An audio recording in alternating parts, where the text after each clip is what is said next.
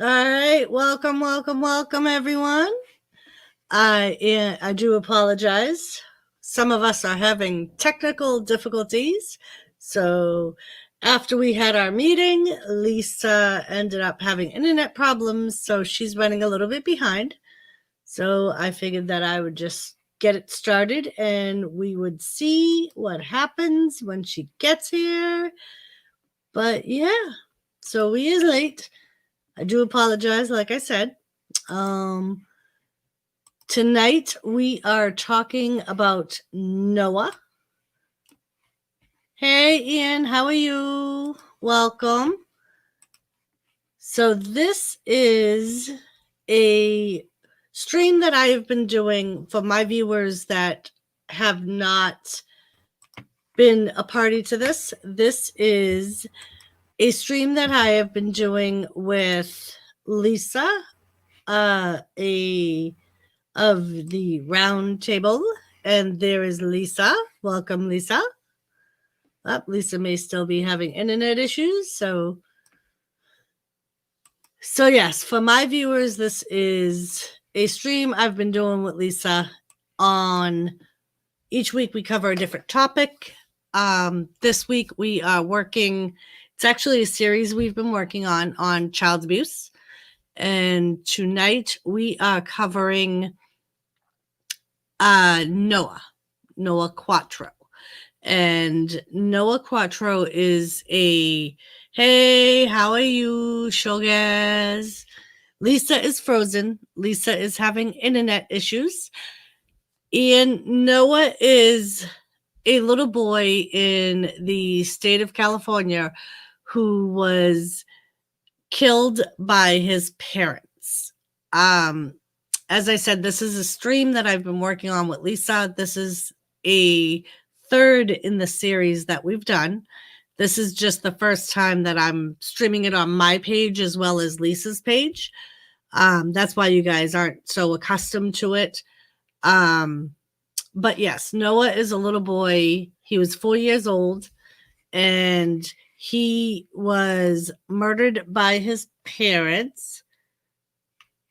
And he, this is Noah right here. And Noah was 4 when he was murdered. He had been tortured for most of his 4-year life. He had been removed from the custody of his parents from the time he was about a month old, and for multiple times after that. But every time the Family and Services gave him back to his parents. Hello, Lisa. Can you hear us, Lisa? Yes, I can hear you.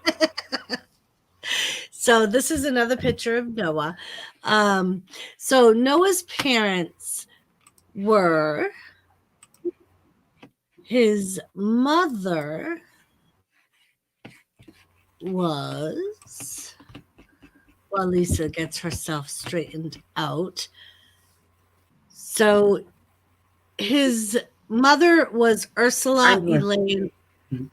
Yeah. Ursula Elaine Juarez. His father was Jose Quattro Jr. And those are his parents there, and that's Noah. I'm not exactly, I think that was shortly before the major parts of the abuse started. That was when Noah was still obviously happy or looked happy, did not look like he was in any sort of danger. But there had been multiple complaints to both the police and the Department of Family and Social Services about concerns of Noah being abused or neglected.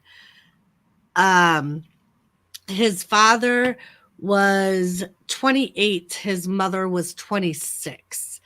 They have both been charged with torturing Noah for months prior to his death. They were indicted in January of this year. Noah just died in 2019, Lisa, or was it 2018? Yes. It was July 6th of 2019. So they had just gotten him back in the end of 2018. So he had only been with them for 4 to 6 months prior to his death.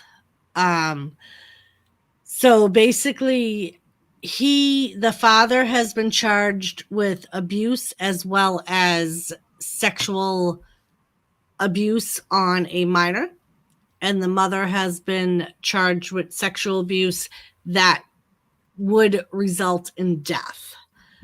Both can face the death penalty. He faces 47 years to life, and she faces 32 years to life. The prosecutor who is prosecuting them also prosecuted the other two cases, who were Anthony and Gabriel. For my viewers, you may know of Gabriel. I have spoken about him on streams that I've done.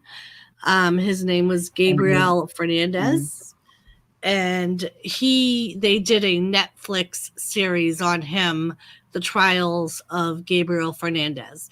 And this is what brought these cases to light, because they're all from the same county. All three of the children we've covered are from the same county.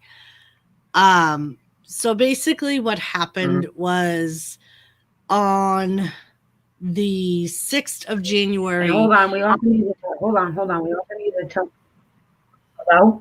Hello? Oh, I didn't know if my sound was cut out.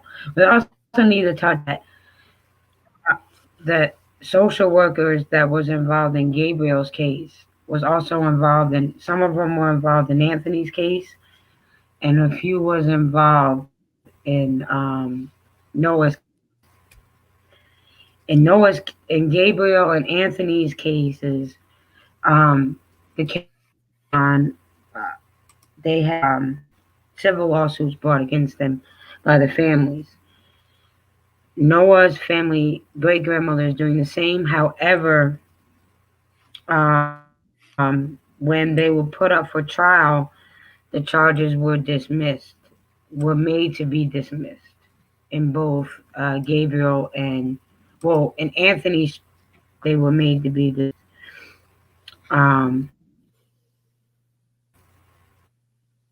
In Noah's case, the sheriff department is taking on the case and looking into pressing criminal charges against the caseworkers themselves. So hopefully with the department getting involved this time, a difference. Also, I want to throw in, because I don't want to forget about this, there was a caseworker that was involved in Gabriel and Noah's death. He was a supervisor. He started a GoFundMe page to help raise money for his defense, his attorneys, his legal fee, and he got almost $11,000. But when they were trying to raise money for these children, they may have gotten $500. This man is still from the state. And makes over $100,000 a year. I forget, because I appreciate that, Shogas. Because I wanted to throw that out there, because these caseworkers are just as. I appreciate you, Dustin. I know, Dustin, you're bomb. We miss you. I just want to remind people about the caseworkers too, because they are a big part of these children's stories and why their lives were taken. First and foremost, it was the parents' fault. It was they took these children's lives. But again, I'm going to iterate. These services are put into place so children that are in danger can be removed from the danger situation. And all three of these children were neglected by the agency that was there to protect them. That's what I wanted to throw out. And Okay, for I'm my sorry, Doris, go ahead. viewers, that's okay. For my viewers from my channel, what I'll do is I will put links to the previous streams that Lisa and I have done on this. So that way, if you guys want to go and get caught up on it, yes, like Shogaz said, they're all from the same county in California. So they're all covered by the same Department of Social and Family Services. They, as Lisa said, most of the all three of the cases had some of the same social workers working on them. So these are three children who were under the supervision of the same people, and all three of them ended up being murdered by their parents. And the one difference with Noah, he was 4, Gabriel was 8, Anthony was 10. For 8 weeks prior to his death, Right. the social workers had a court order to remove Noah from his home. They did not. They claimed that they overruled the court order and decided he did not need to be removed from the home. He died 2 weeks later. How they were able to, Yes. how they had the nerve to claim that they overruled the court order, I don't know. But according to them, they felt like that was their right, the supervisors of the department. So that was the one difference between Noah and Anthony and Gabriel. Anthony and Gabriel never even got to that point where they had an order to remove him, but Noah did. And we have reports that Lisa and I, like the other streams, will be talking about. We also have some clips that we will be showing of news reports that have been done on this case. And let's see, I'm trying to find my reports again. One of the other difference between Gabriel and Anthony with Noah is Noah's family is divided. That one side of the family is, oh, she was a wonderful mother. Everything that's being said about her is a lie. The great grandmother is senile and crazy. And then you got the other side of the family that is agreeing with the great grandmother. Now, the great grandmother has been raising Noah on and off since his birth. So I'm going to tend to believe her. Yep. And in most of the clips that we show you, she's the one that they interview. She's also, like the family of Anthony and the family of Gabriel, have filed a lawsuit against the county because of the neglect of the child in social services. Part of what makes Noah a little different is right before his death, they said the day of his death, he was raped by his father at 4 years old. So basically, as his son was dying, his father, they don't say whether it was a foreign object that he was sodomized with or the, how do you say it? I guess the penis of the father. They just say that they found fresh blood in his underwear, and that is why they charged the father with sexual abuse of a child under the age of 8. He also was found to have fractured vertebrae, fractured ribs, lacerations to his liver. Now, mind you, he's 4 years old. So children that age tend to be, Lisa and I were trying to put a word to it earlier, almost rubbery, because of the fact that they're still growing. Their bodies are made to take bumps and bruises without being hurt to a point where it's detrimental. So to lacerate a 4-year-old's liver, that has to, they had to have beat him very badly. But like with Anthony, Noah's case is still in the court. So we're limited on what we have to report. And like Anthony, hey, Shannon, we will continue with updates as they come. So we basically have just what they've found so far. And it was brought, hold on a minute, Doris. It was brought to our attention earlier today, and it's a very good point, that when we're doing Anthony and Noah's story, please remember that these are all allegations. Nothing yet has been proven in court. No one has been tried for these crimes. They haven't been put to trial. They haven't been sentenced. They haven't been guilty in a court of law yet. So we have to say these are allegations. They allegedly did all the things, the abuse to these children. As with Gabriel, the trial is over. Pearl and Tony is convicted. So it happened. With Anthony and Noah, it's allegedly. Okay. Sorry. I just had to throw that in there because it was a very good point.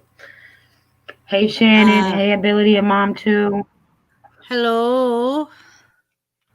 So, do you want to play some of the news clips you have? Or are you ready to play some of the news clips you have? Or I could play my video. Yep, let me go get them. Hopefully, my internet will allow me. You can play your video. I'm just explain to them again what's going to be going on in the video.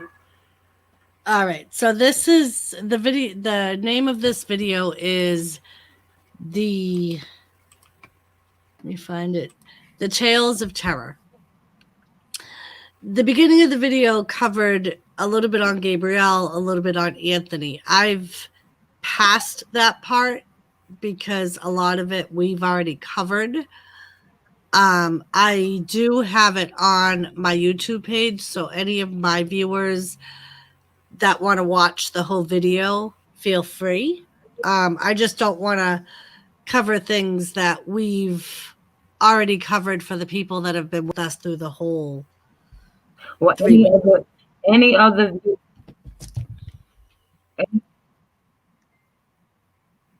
right, and we're not.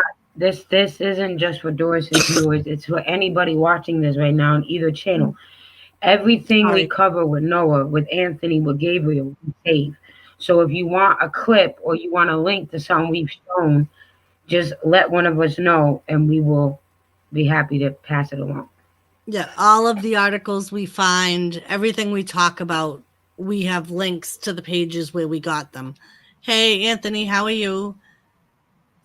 So like Lisa said, if like all the YouTube videos we both have on our pages, you can go back and watch the full videos of what we show, or anything that we just talk about. We have the links for. All right, so I am going to start this clip. Hold on 1 second. Let me bring this over here. And on the wrap,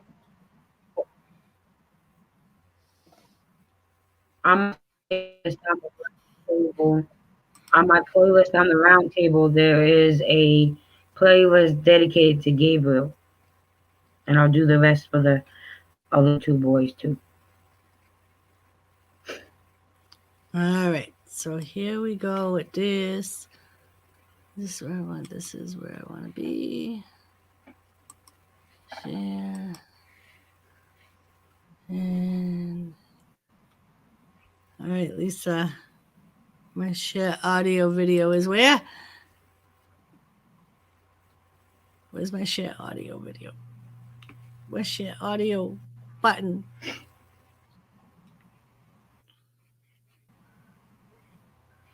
I don't know. It does it automatically. Oh, does it? Okay. Hold on, let me go look. All right, let's see. Tell me if you can hear this. I don't know.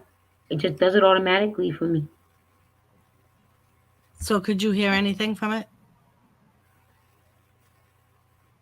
Can you see it? Okay, when you share down in the bottom corner, when you choose to share the screen, it says down on the bottom, share audio as well. No. No, I can't even see it.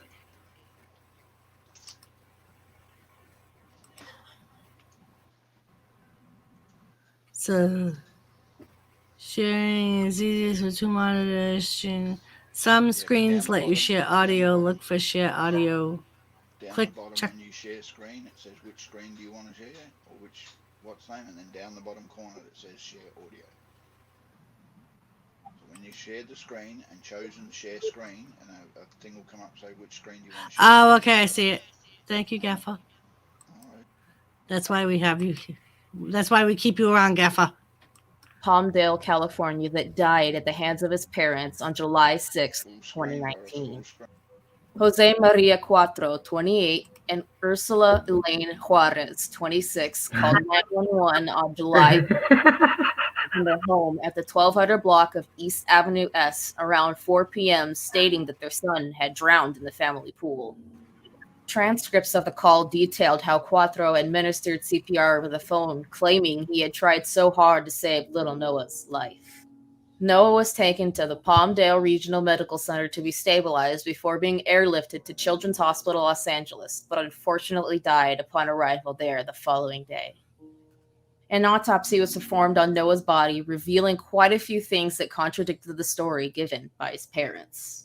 It was revealed that Noah had bruises all over his body, lacerations to his liver, fractured ribs, fractured vertebrae, and fresh blood on his rear end consistent with trauma inflicted by sodomy on the day of his death.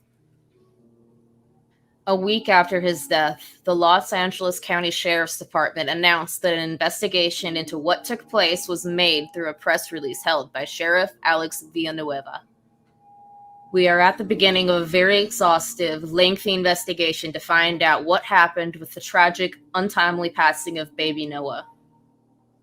The parents were not arrested at the time of the announcement, but were questioned about the details given previously. During the investigation into Noah's case, some alarming details came to light about the family's interaction with DCFS starting years prior. The earliest red flag came when it was discovered that within the same month in 2014, when Juarez discovered she was pregnant with Noah, her 10-month-old sister, Bobby Jean, suffered a skull fracture while in her care.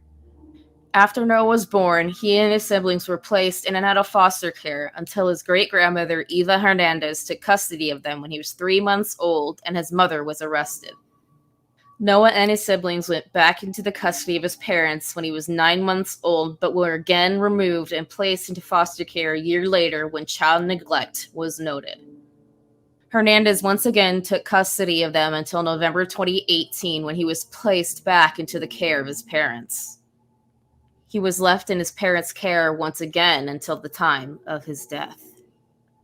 It was reported that Noah would beg not to be taken away from Hernandez each time custody was transferred, a horrifying indication on its own.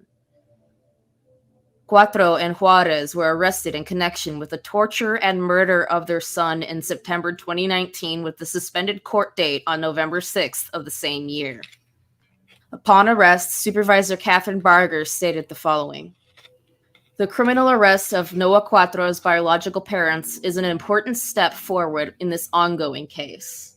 Since the moment I learned of Noah's tragic death, I committed to hold all negligent parties accountable.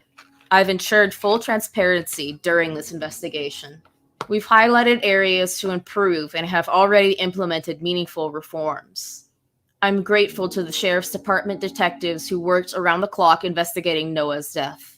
I'll continue to be engaged on this case with the sheriff and the district attorney.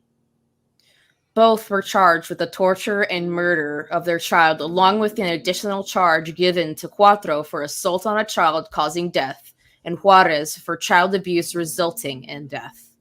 Both parents face a possible maximum sentence of 32 years to life in prison, with their bail being set at $3 million each. The month prior to their arrest, Hernandez filed a multi-million-dollar damages claim against the county, alleging that DCFS ignored countless reports of abuse that had been made to them.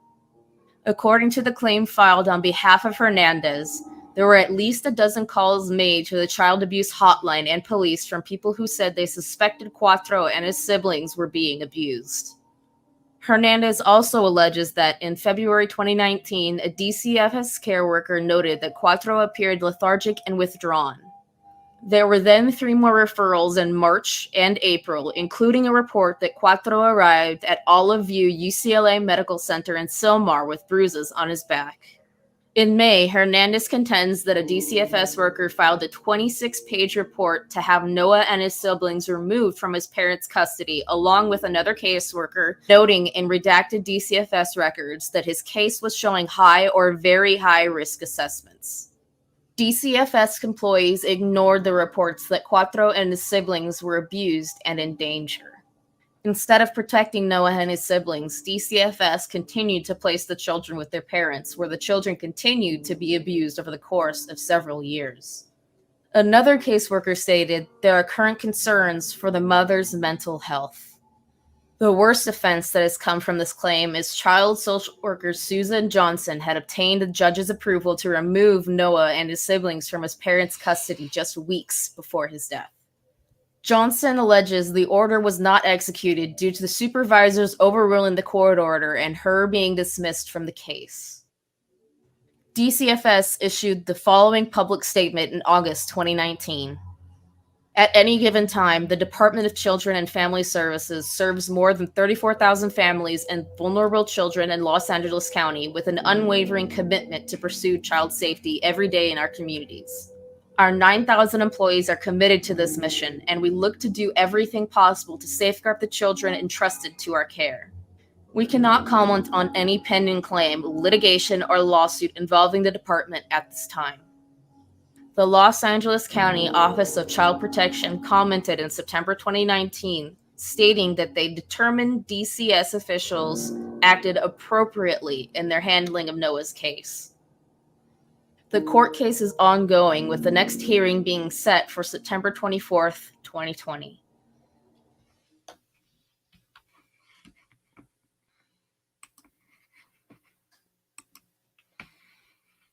All right.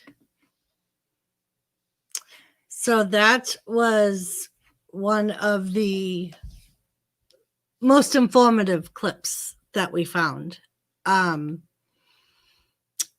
As you heard, they go to court again next week.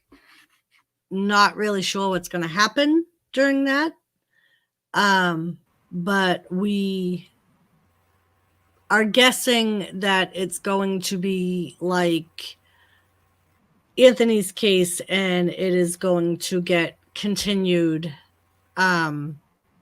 because of the simple fact that the whole bad thing that's going around.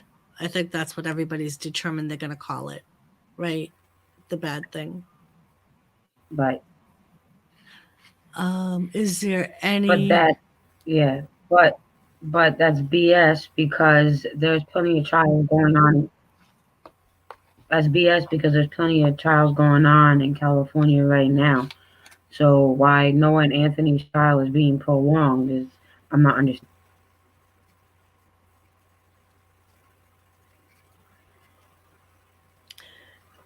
Yes, Jimmy C and friends, this is what Doris does on the roundtable streams.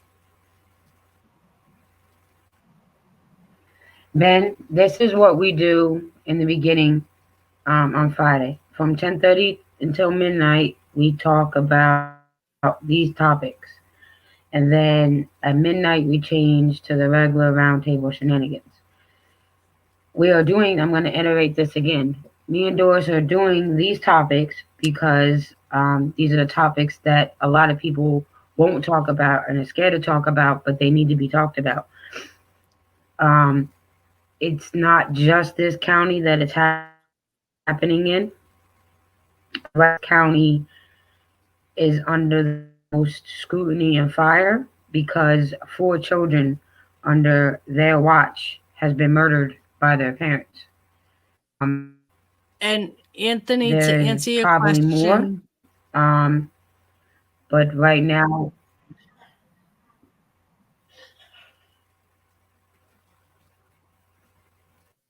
okay. To answer your question, Anthony, the reason the parents were charged with the sodomy is because he was in their care at the time it happened. And one of the whole reason that they called 911, they told the 911 operator and the police and the first responders that arrived that they found Noah floating in their complex pool, despite the fact that he wasn't wet. He had no water in his lungs, and he had obvious in this event, child abuse signs. Well, thank you, Wrestling Forever. I'm glad to hear when they went back and looked at the cameras, he was never seen at when the they pool. went back and looked at the camera, the family was never in the pool that day. And not only that, but they had determined that Noah was not tall enough to unlock the gates of the pool. So there would have been no way that he could have gone down there by himself and not been seen on camera and could not have unlocked. So basically what we're doing is we're trying to spread awareness about the child abuse. We're trying to spread awareness about the child abuse. Our Nightbot will be dropping the child prevention number. And we encourage anybody, if you see any child abuse, to call that number. And we also keep encouraging people to call your congressman, your governor, whoever, inform them about the Gabriel Law. If you do not know, and you can pass it on to your governors, your senators, and encourage them to pass this law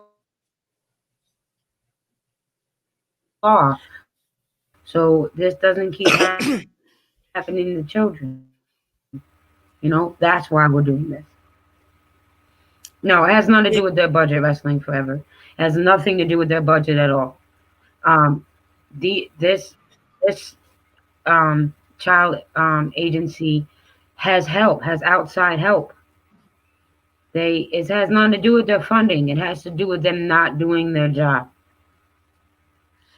That's one of the things, one of the reasons we're covering this, Mr. Hanging with Mr. J, is to try to figure out Anthony, what I remember Casey Anthony. Don't get me started. Don't get her started. God, we covered that in another stream. It got ugly. And Anthony, go back and watch the other stream. This is the same county. Sorry. And Anthony.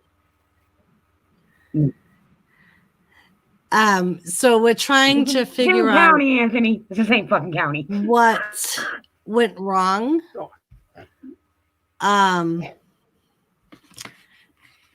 With all 3 of these cases. Is it that the parents had mental health issues? Maybe.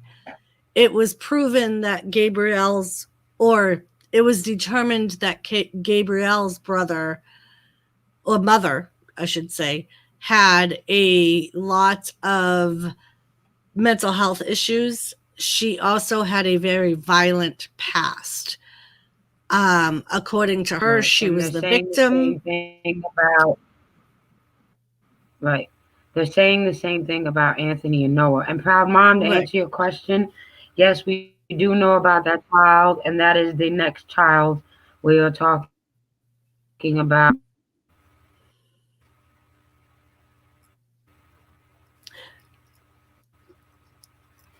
Partly Wrestling Forever, if you have a chance to watch the previous series we've done with all three of these children, they were taken from their parents multiple times, from the day they were born through to the day that they died.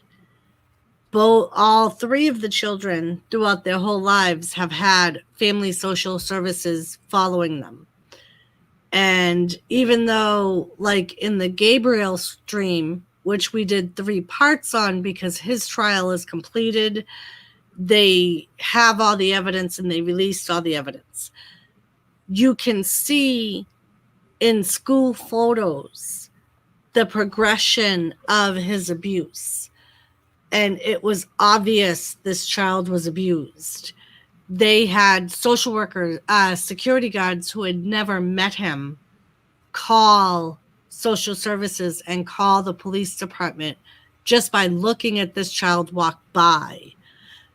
But yet, throughout the 8 months that he was with his mother and social services was seeing him, they claimed every time, every visit, they saw no signs of abuse. I don't know how that's possible. The boy was shot with BB guns in his face, throughout his body. I don't know how a complete stranger that has seen this boy once could know that he was abused, but yet a social worker whose job it is to show and look for these signs don't see them. And that's what we're talking about wrestling is it is lack of training. Mm-hmm. And part of the problem is these social workers were. Ben, hold on. Ben, I have to address this issue. The problem is, that is exactly the problem. It's not being addressed. It doesn't come to light. It's not a good thing that it don't come to light, UK. And I'm not judging. It's not a good thing. It needs to be coming to light. It needs to be addressed. Just because you don't talk about it doesn't mean it don't happen. Just saying. I'm not trying, but you're in chat making it sound like it's a good thing that it come to light. It's not a good thing. And Ability of Mom, I'm sorry, Coach Proud Mom. Ability of Mom, we are going to be covering him next. We do know about him. We did prove that, Anthony. We did, and the teacher called time and time again. The teacher ended up within the same week of Gabriel's death called DCF and actually got interviewed and testified at the trial saying that after a while she had to fight with herself on whether or not to call because every time she called, Gabriel would come in with more bruises. And at one point, he said to her, "Can you call that lady again?" But Gabriel wanted her to call.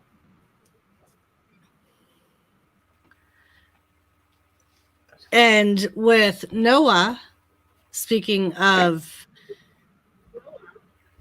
teachers and mandated reporters, with Noah, his pediatrician called DCFS when he was 2 years old because he weighed 17 pounds and couldn't walk.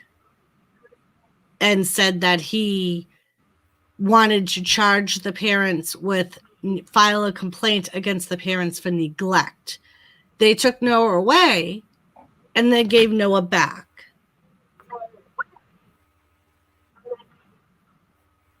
So in all three cases, people did report. And I'm sorry, hold on. And then Anthony, it's funny that you say that, because when Doris talked about the security guard with Gabriel, who only seen him once, they were in a DSS office. Pearl, Gabriel's mother, was filling out paperwork for her money, and the security guard called Pearl's caseworker and asked, did she see Gabriel and what he looked like? And she said if she was going to call somebody, she told the security guard that her supervisor told her not to get involved because they wasn't allowed to have overtime. So then the security guard, his supervisor, and told his supervisor. DSS worker gave all the information, his address and everything, to the security guard. He told his supervisor, the security guard did listen to the supervisor, called the sheriff's department and reported it. And because he did that, he got fired. The teacher, it was the DSS worker that didn't do her job because they couldn't afford overtime. The only thing I think the teacher should have done for Gabriel is the very last time he came in, beaten to bad. He was beaten bad from head to toe. I don't think she should have let him go home. That's my personal opinion. That will be my personal opinion.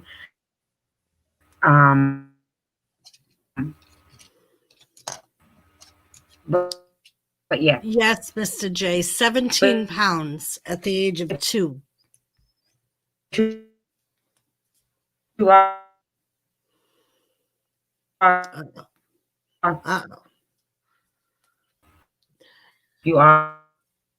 right, Anthony.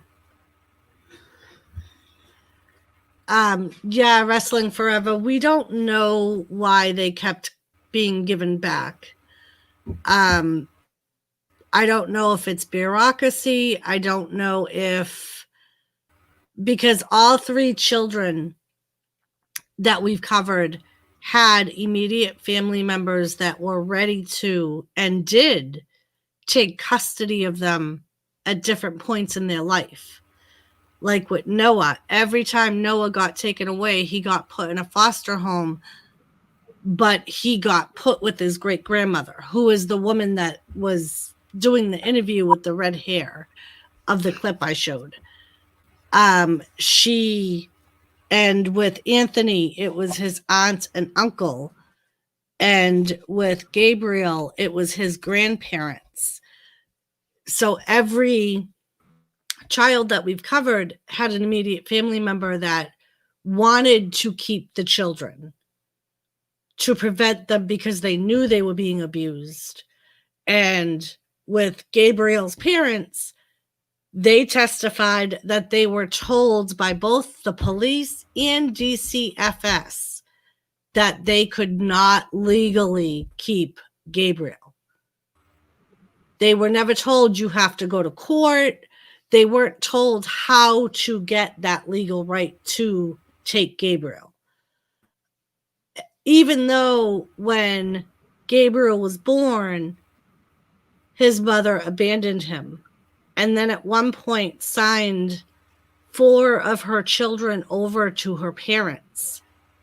They told her parents that it was not a legal notarized document, so it wasn't legal. So they could be charged with kidnapping if they tried to prevent the mother from taking them home.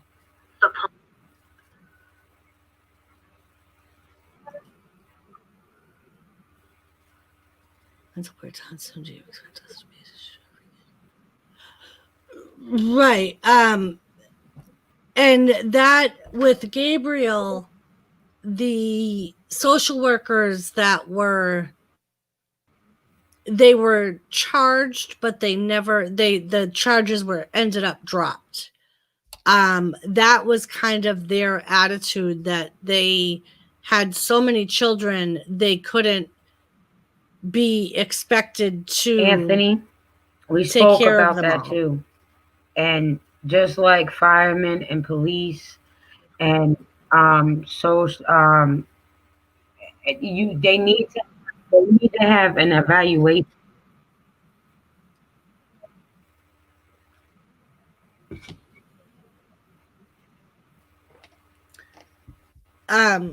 Like one of the social workers on Anthony's case, I'm sorry, Gabriel's case, her supervisor, who was one of the ones that were charged because he closed the case on Gabriel, had all kinds of write-ups on this social worker. Can you hear me? Yes, but you're going in and out. Hello? Can you hear us? Can you hear me? Can you hear me? I can hear you. Can you hear me? Oh, I don't think she can hear me. Anthony, just so you're aware, we don't expect people to focus on every single case and every single child, but we do hope that these reports and discussions bring to people's minds the need to help get legislation through to safeguard these children and making prosecution of the offenders more easier to put through. Legislations are being written up where this can be done, but the more you voice to your congressman or your senator that you would like to back a bill that's going through or whatever, the more likely they are to put their weight behind it and help get these things done, because nobody wants to hear more stories about children being abused by their parents or caseworkers or caregivers or whatever, and to the stage where they're traumatized beyond belief or die. One of the laws that we talked about in Gabriel's case is Gabriel's Law. It's a law that the state of California is trying to get passed. And what it details is the families of Gabriel and Anthony and now Noah have started a petition to try to get this law passed.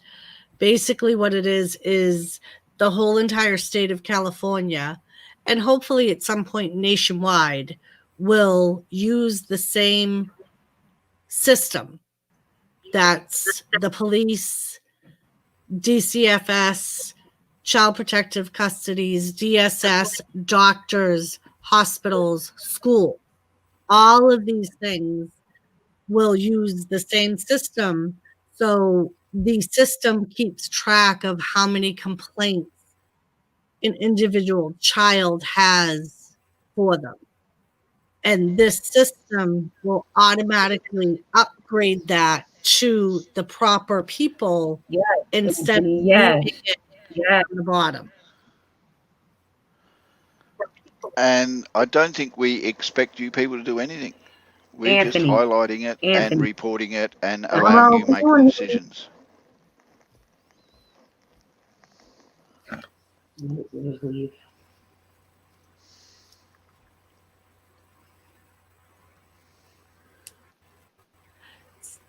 So, Anthony, we're not targeting anyone in particular. It's a broken system. And for the people that try and the people that go home at night and can't sleep because of all this, for the system to get fixed, this whole entire system needs to get fixed down to the proper people with the proper training being put into place. And that's part of what Gabriel's Law is about, is helping so that way the overworked social worker or the overworked DCFS worker doesn't have to go through the red tape of bumping it up to the next person. The system that Gabriel's Law wants to pass will do that for them. So that way the next person who has... Hello?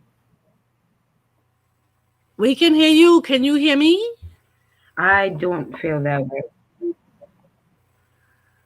I don't feel that way. I don't feel the way Doris does. I do think DCF has a responsibility to look in all these children's cases. That's what they get paid for. That's what they have the funding for. They have agencies that come in and help them.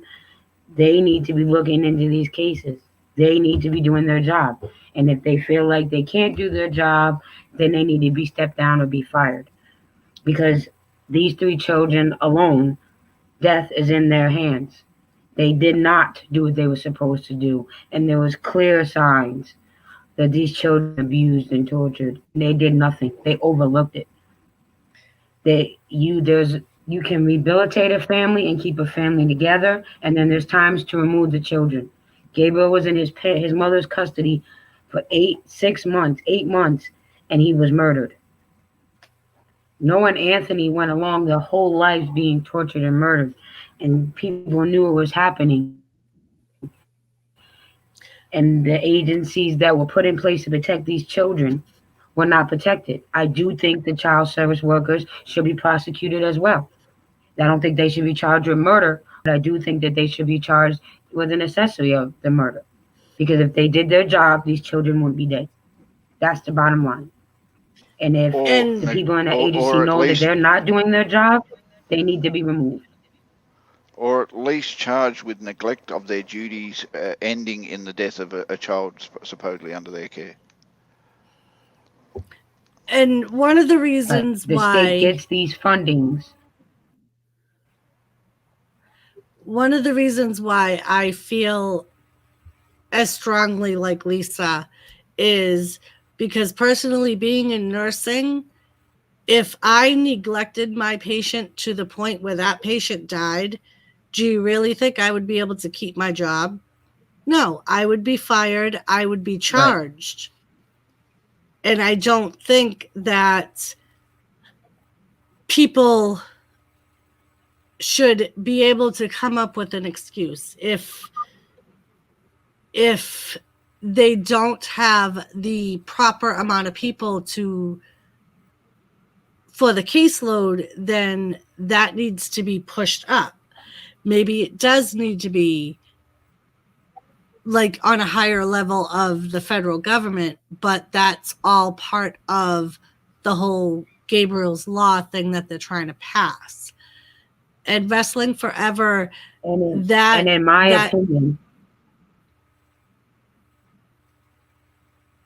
opinion, they are no different than firemen and police officers. And I'm just going to use this as an example. We're not going to get into this topic, but it's like George Floyd. The cops that allegedly murdered him, they are fired, they are charged, and they are awaiting trial. It's no different. No different. They are, if it was a paramedic, if it was a fireman, if it was a police officer, if it was you or me, there would be no questions asked. We would be charged and prosecuted. And and that's what they're there to do. Wrestling Forever, your statement about you thought the system was working when the law for offenders to publicly register their status has absolutely nothing to do with this.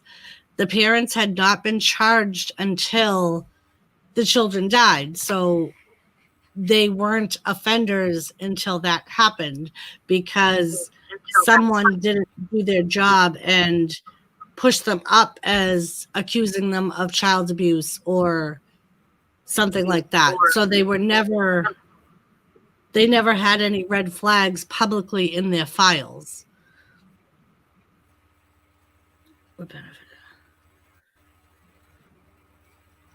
Anthony, I just answered Yes, as Anthony, that is what the Gabriel law wants. Yes, that's what the Gabriel law wants. That's what the Gabriel law is all about. Because in this county alone, God knows how many other counties, but in this county alone, children are being neglected by DCF. They're not doing their jobs right. They're not. Children are dying. Children are getting beaten. They're being neglected. Something needs to happen, and it's just not in this county. It's everywhere. And again, Anthony, the 2 of 2 thing, again, right. And something needs to be changed. It's not working. This is part of the reasons why we started doing these topics, because like with Gabriel, no one knew about him until Netflix did their series. When the Netflix series came out, right. Gabriel is called Invisible Child. Social services came out and said, oh, right after Gabriel's death, we completely retrained all of our staff, and now we have new policies put into effect. Well, why within the same 2 children year died after Gabriel, and 3 years later Noah died? So there's still children dying, even though Child Protective Services said they fixed all of the problems that allowed Gabriel to die. If that were the case, then you would think. And another problem we have with this county is a national database that they used to pinpoint their problems. They didn't do any of the things that this company told them to do. And the company had said that per capita, this county, forever, I agree. Yes, and I agree also. And I think that's part of the problem is they have no one overwatching them. I don't think no one needs a review. I think they need a psych eval. I think they need to be evaluated like officers, like the people in the sex crime unit. They get evaluations. They need the same thing. And I think, so, like, I touched on it a little bit earlier. One of the social workers, the supervisor, when he was interviewed and he tried to get the limelight off himself, saying, well, it wasn't my fault. I depended on my social worker to tell me what was wrong. And then he highlighted all of the write-ups and complaints that this woman had against her. I want to know why the hell was that woman still allowed to do house visits if she had that many complaints against her, if she had been written up that many times? Why? And she was supposed to be supervised with home visits because of all these complaints, and she wasn't. That's what I want to know. I want to know, how did that happen? And then to say that it's not your fault, it's her fault. That's what I don't understand. And at least in Gabriel's case, it wasn't just DCF that failed him. It was also the sheriff's department. And now there's a new sheriff. A new sheriff was elected, and he's taking over and do better. He's the sheriff that is taking on DCF and trying to get criminal charges against him for the death of Noah. It's not just one agency that failed these children. It's multiple agencies in this county. With Gabriel, when we show, go on. I'm sorry. That's all right. Go ahead.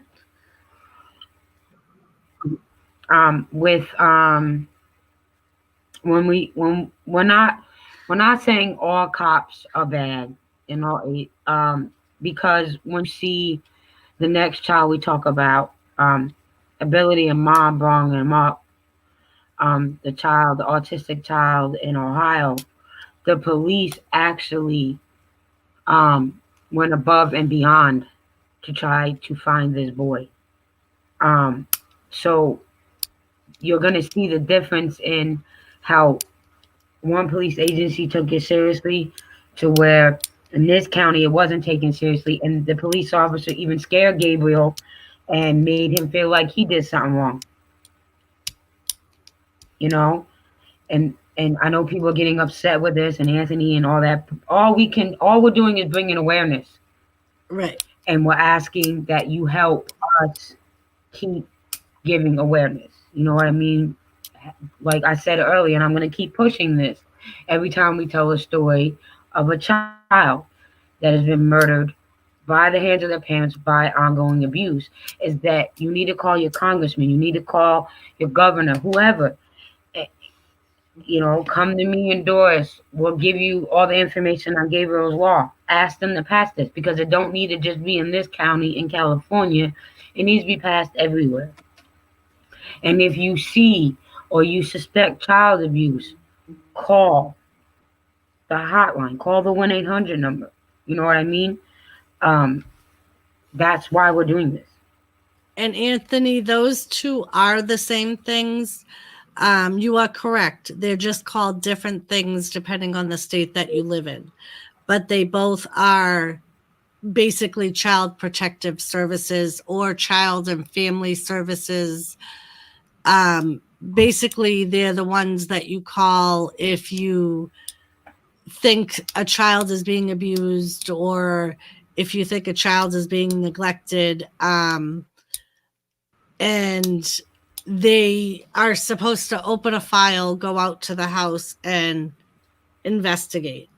Part of the problem in some states is they don't do unannounced visits. They call the parents and they tell the parents they're coming. And Anthony.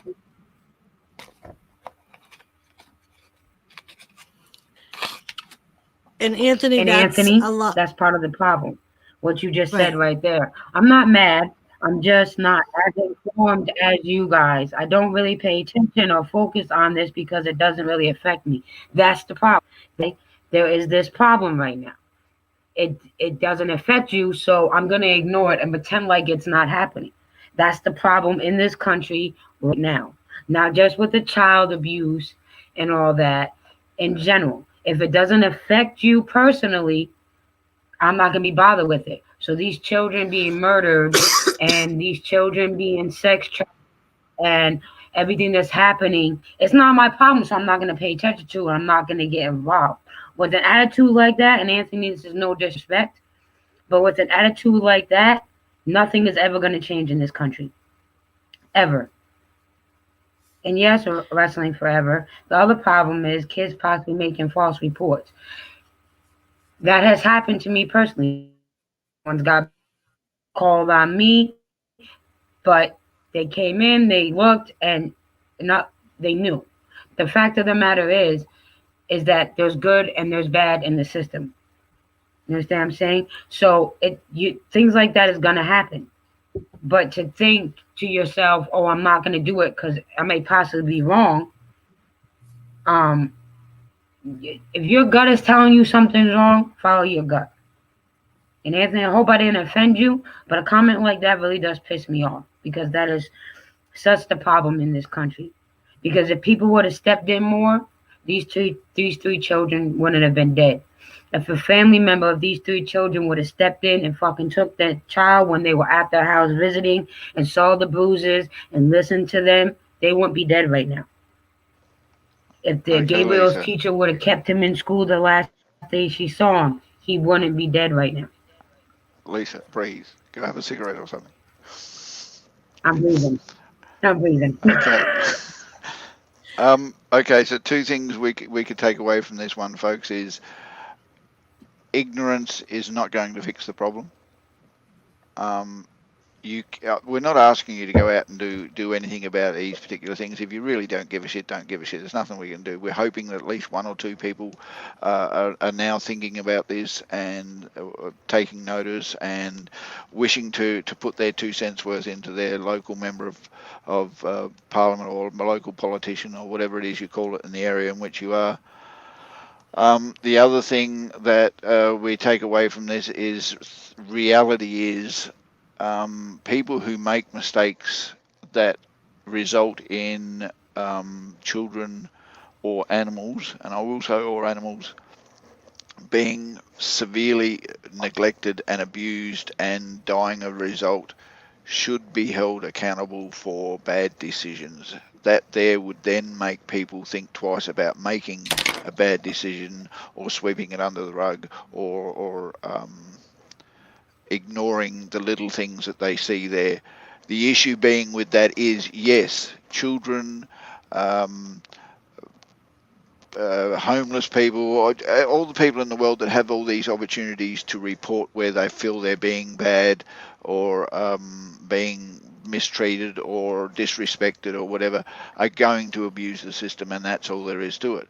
Unfortunately, that is going to make good parents' life a little bit harder when their child has decided that they've got this opportunity to go and whinge to somebody. But a good operator within the system that is reported to should know what to look for and what to see and make decisions accordingly. It's the ones who see stuff and overlook it that has made this issue as big as it is now. But the fact that the public doesn't know what's going on makes the issue even bigger, because the public aren't outraged by the fact that children are dying at the hands of their abusers, being their parents and their caregivers, and the system has let them down. That's where you're going to take away from this. I don't care who's to blame for it. I don't care who's at fault of it. The matter of fact is that the system has let down these children who could have been removed from where they were and ended up with a better life in the long run instead of completely losing their lives. And it hasn't stopped because one person was caught. Other people are still doing it. Nobody's learning from it. And there's no laws to punish them when bad decisions are made. Yes. And Anthony, yes. And Gabriel's case, because again, we don't know too much in Denoise and Anthony's yet because their case hasn't went to trial. But in Gabriel's case, she only had custody of 3 out of her 5 children.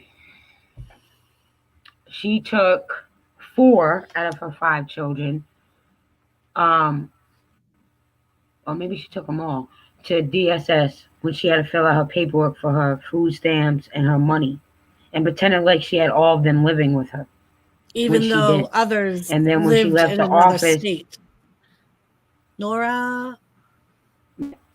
And then she went about. And Anthony, I'm glad you're looking at things differently, and I want to apologize. I get very passionate, and I want to take this time to explain again why I take this topic very passionately and why I get so passionate. Growing up, I was a child of abuse, sexual and physical abuse. My father was a very bad alcoholic and beat my mother very badly. My father's stepbrother molested me from the time I was 3 until I was 8. My mother knew what was happening and did nothing about it and didn't believe me.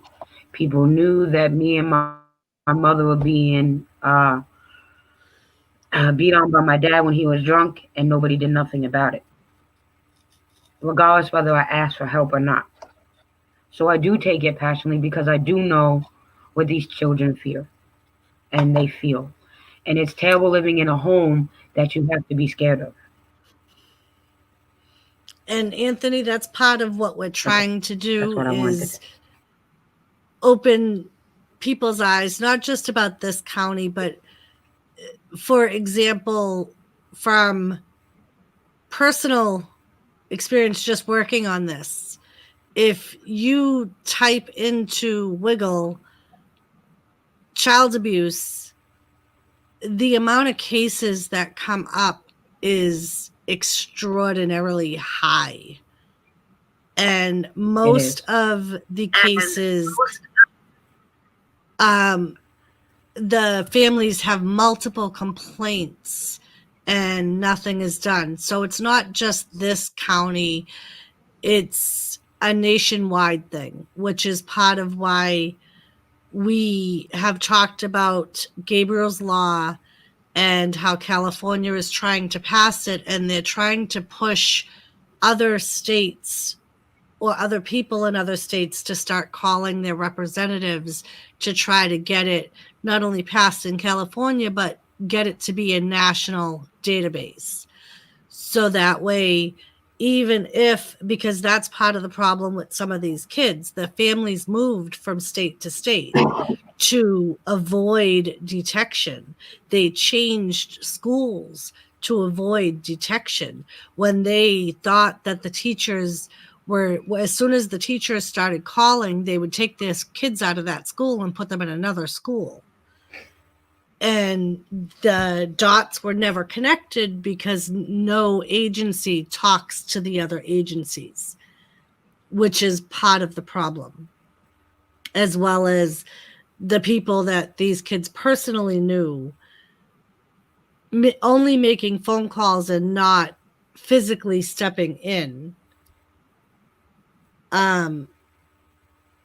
So we're just Thank trying you, to Leslie, bring forever. I appreciate awareness. your sympathy, but I don't try to I appreciate your sympathy, I do, but I don't feel like a victim. I feel like what happened to me growing up has made me the person I am today and has made me stronger. But I thank you. So yeah, and so that's part of why we're doing this, just to bring awareness, because like Anthony, some people are almost blind to it. They hear about it and it goes in one ear and out the other, because it's not them, it's no one they know. It's just some child or some family that was in another state or another county. Hello, Nora. Hello, Sick With It.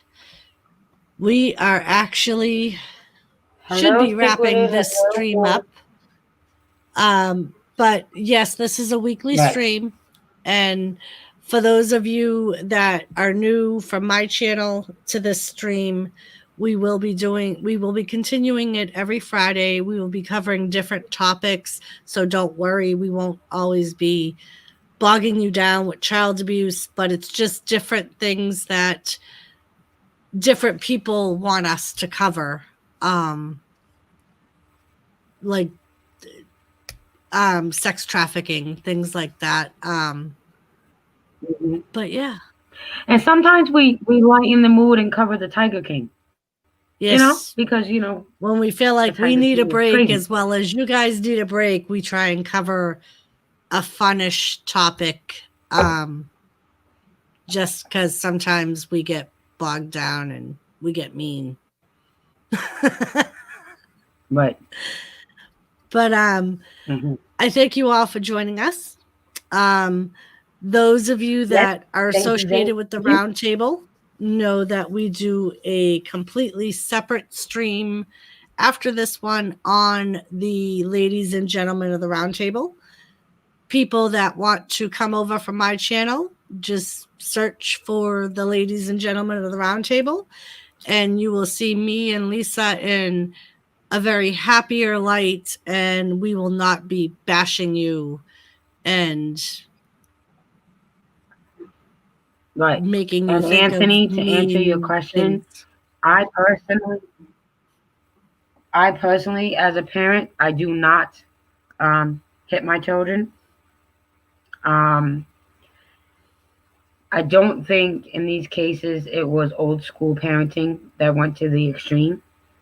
I just think these were heartless individuals that only had these children for money. Sick With It. Just go over to That's the just my Ladies and opinion. Gentlemen of the Roundtable. In a couple of minutes, we start a whole new stream. Yeah, stick with it.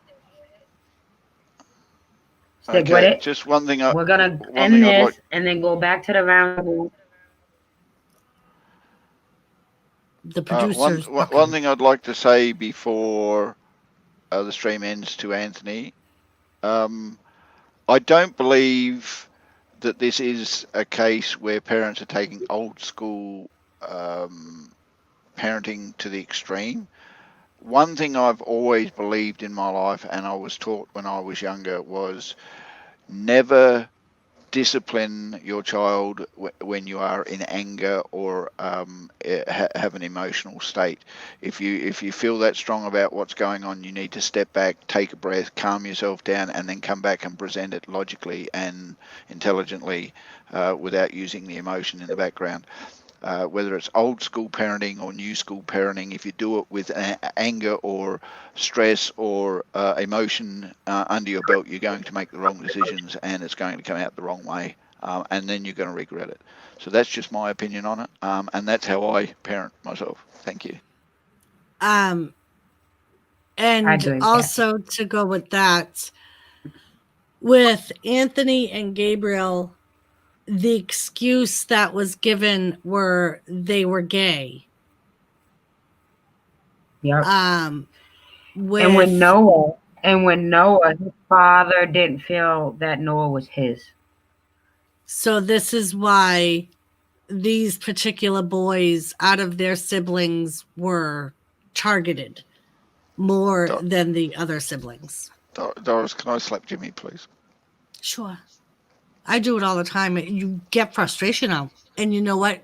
He can take it. He's a big guy. Oh, not when I dish it out.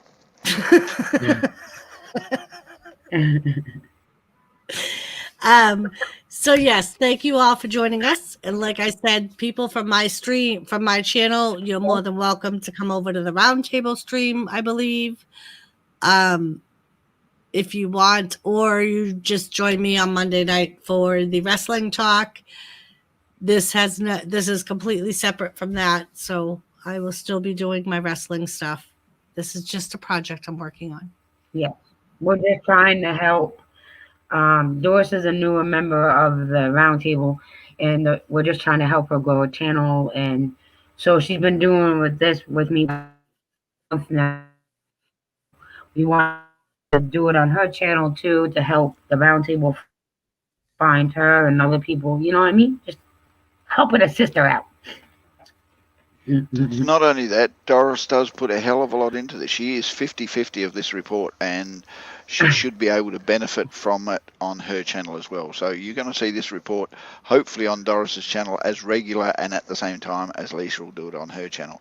It's going to be a hell of a collaboration, folks, so stay tuned for the future. Ability Mom of 2 Vlogs. My channel is Doris's Wrestling Fanatics Corner. I will type in one of my chats unless my husband wants to put my link. Seriously, Jimmy, you haven't put a link in yet? Jeez, you'll lose your bloody spanner. So that is my channel. Hopefully I think I just did that on my own channel. I'm supposed to do it on Lisa's channel. I got it in my channel, Doris. Thank you. I put it in there. Thank you. I appreciate it. That's her channel link, Ability of Mom. And Ability of Mom, I want to thank you for all your support. She is one of the people that wrote me in one of my live streams in chat and told me that she doesn't make it to the live stream. She goes back and watches our live streams that we do on the kids. And she's one of the ones that encourage us to keep doing them. And she's proud of us for talking about it. And bye, folks. Bye, guys. Thank you. I am going to, in my chat, put Lisa's link for her. So this is Lisa's link for her channel. If any of my wrestling buddies want to join us, feel free. And yeah, it is a tough topic, and that's why me and Lisa are going to end it. We put a time limit on ourselves, and we're going to have a drink. So come join us. Bye.